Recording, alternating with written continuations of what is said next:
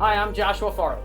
And I'm Marcus Soto. And this is Inside Our Industry, where we share weekly insights on everything to do with the electric and solar industry, contracting, and best practices. Let's talk about troubleshooting.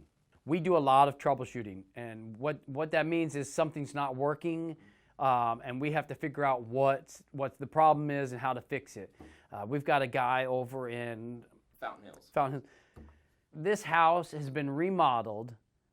You could tell it's been remodeled a million times. So anything's possible when we're troubleshooting. So we have to follow the wire from point A to point B. There's some things we do that we know how the operation works, but there's a process in place that we do, process of elimination to find the problem. We had a client, he emailed me asking, why is it every time the homeowner comes to visit, it's like a rental or a snowbird or something, there's another problem. They find another problem. It's a new home to them, like it's a newer home to them, and they just remodeled part of it. The home was built in the 60s. They just remodeled part of it. He goes, every time the homeowner comes and stays there, they find another problem.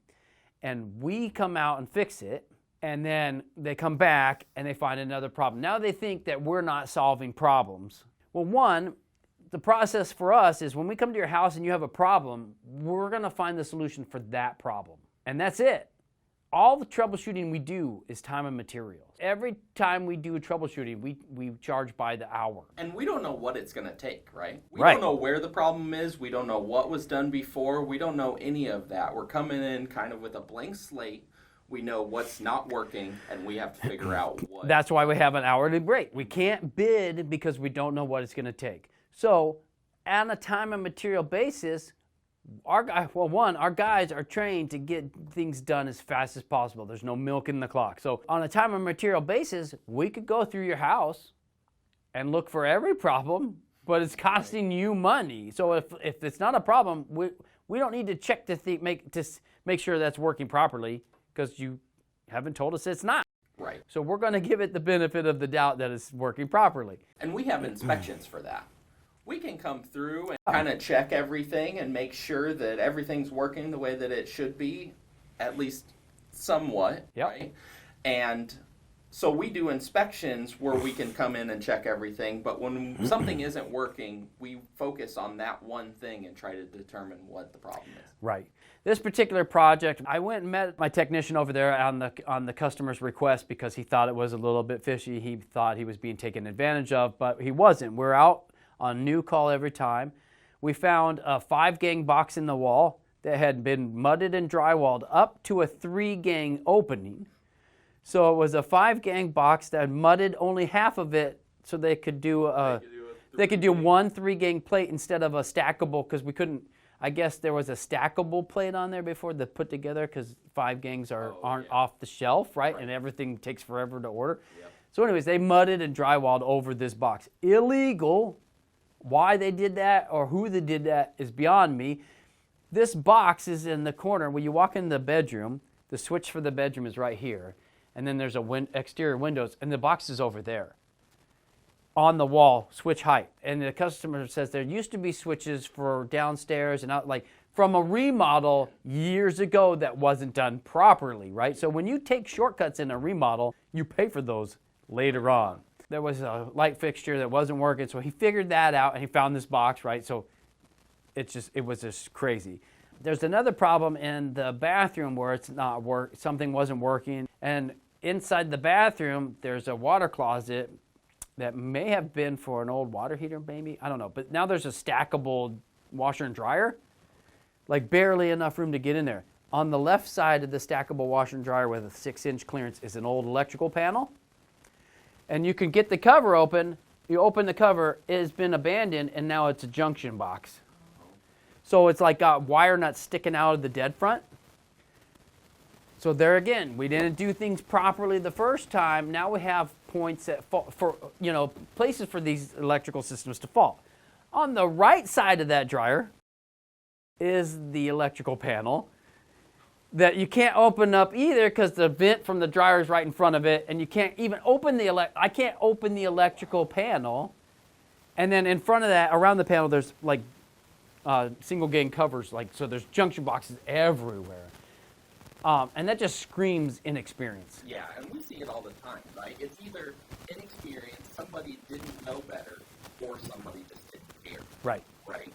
They weren't looking ahead, thinking about, oh, if somebody has to come work on this, if somebody has to do something later. Like Right. They weren't thinking about that. And then we come in there, and it's just problems. Dave, this video is for you, Dave. So now we have junction box here, junction box there, inexperience here, inexperience there. So now what happens is we get called out for, hey, this outside light isn't working from the switch. So what happened is he found it. He found that switch, and it was like a switch leg that wasn't working. So he fixed that one problem. But in doing that, unbeknownst to him, it's now like something else. So then there you find travelers of abandoned three-ways that aren't labeled, and so now it's like and then he's got problems where they didn't realize in the bathroom if they turned the bathroom fan on, it also turned the porch light on. You know, stuff like this is happening, and it's because inexperience, but we can't see that. Like, as a real electrician, I'm a real electrician. I'm a full-blown master electrician. So when I say real, I mean I've been trained. I know what I'm doing. I've been years in the trade. When you tell me that something's not working, I'm going to come into your bathroom. I'm going to check the exhaust fan. Okay, it's working. I'm not going to go outside in your backyard and look at your porch light to see if that possibly turned it on, because I'm going to assume it was done correctly. I wouldn't do that.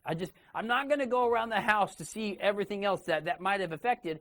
I'm going to wait for you to tell me something else is affected, because that takes time to go through the house. That and it's not common practice, because I'm going to assume that there was a proper electrician in there before. And somebody's going to comment, when you assume, make an ass out of you and me. So in a place like this that's been remodeled years for, different times, and it's been around forever, it's got no attic. So which makes it even worse, because there's no place for anybody to go and make junctions and maneuver things. It's got block wall, which makes it worse also. So now you can't, so you got a block exterior wall, no attic. So there's really no place to run new wires without cutting open everything. So and that's the proper way to do it. You cut open the walls to get from point A to point B.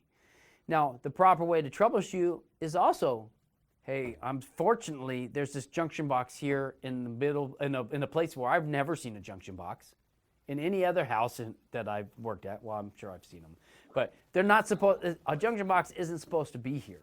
So now we have to figure out what's going on with that box. In some cases, we won't know where those wires go unless we open the wall up and visually track back where those go.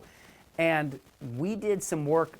When I said it just finished a last remodel, we did some of that work, but we found 6 floating junctions, right? Like in the wall, inside the wall, just wire nuts wired together, like going. It was a rat's nest. So that really just gave us kind of a precursor or a look into how the thing had been remodeled in the past. Cutting corners.